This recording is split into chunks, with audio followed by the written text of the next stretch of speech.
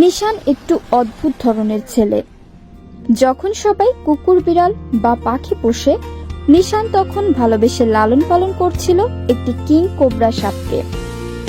তার সাহস আর ভালোবাসার জায়গা থেকে শুরু হয়েছিল এই বন্ধুত্ব।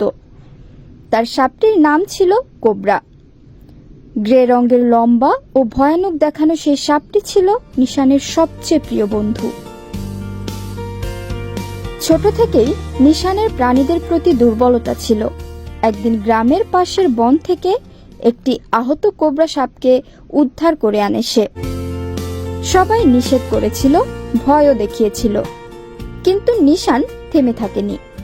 ধৈর্য আর ভালোবাসায় দিনে দিনে সাপটি সুস্থ হয়ে ওঠে, আর তৈরি হয় এক অদ্ভুত সম্পর্ক, একজন মানুষ আর এক বিষাক্ত সাপের মধ্যকার গভীর বন্ধন। নিশান প্রতিদিন কোবরাকে আদর করে খাওয়াতো, তার বাক্স পরিষ্কার করত, গায়ে হাত বুলিয়ে দিত। কোবরা কখনো ফোঁস করে না, বরং নিশানের স্পর্শে যেন শান্ত হয়ে যেত।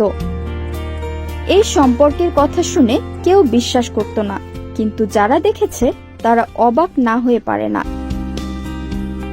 একদিন আষাঢ় মাসের এক দুপুরে আকাশ অন্ধকার করে বৃষ্টি নামে। চারপাশে ঝিরঝির করে জল পড়ছে, মাঠ ভিজে একাকার। নিশানের মাথায় তখন একটাই চিন্তা, আজ কোবরার সঙ্গে বৃষ্টিতে খেলা করবে। সে দেরি না করে কোবরার বাক্সটি নিয়ে ছুটে যায় খোলা মাঠে। চারপাশে কেউ নেই, শুধু ধূসর আকাশ, বৃষ্টি আর নিশানের উল্লাস। সে মাঠে দাঁড়িয়ে বাক্সটি খুলে দেয়। কোবরা ধীরে ধীরে বেরিয়ে আসে, তার শরীর ভিজে চকচক করছে। বৃষ্টির ফোঁটা গায়ে পড়ে সে যেন নতুন প্রাণ পেয়েছে।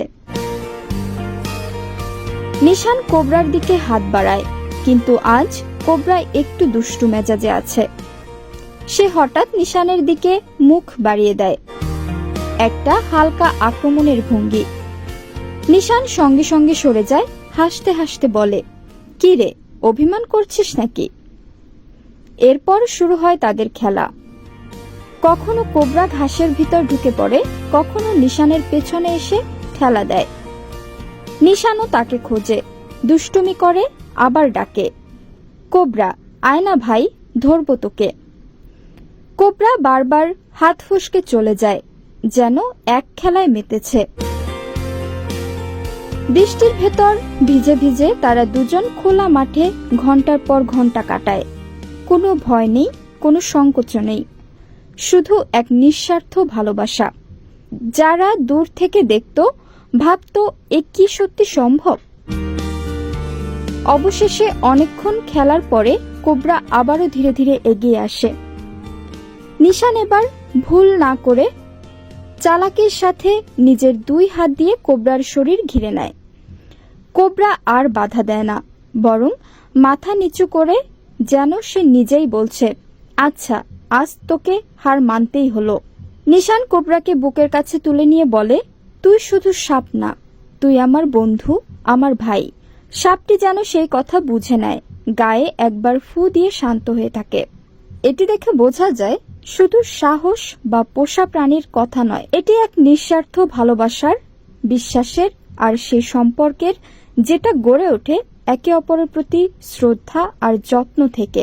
নিশান আর কোবরা হয়তো আমাদের চোখে এক অসম্ভব জুটি, কিন্তু তাদের বন্ধুত্ব প্রমাণ করে ভালোবাসা ভাষা চায় না, শুধু চায় মন।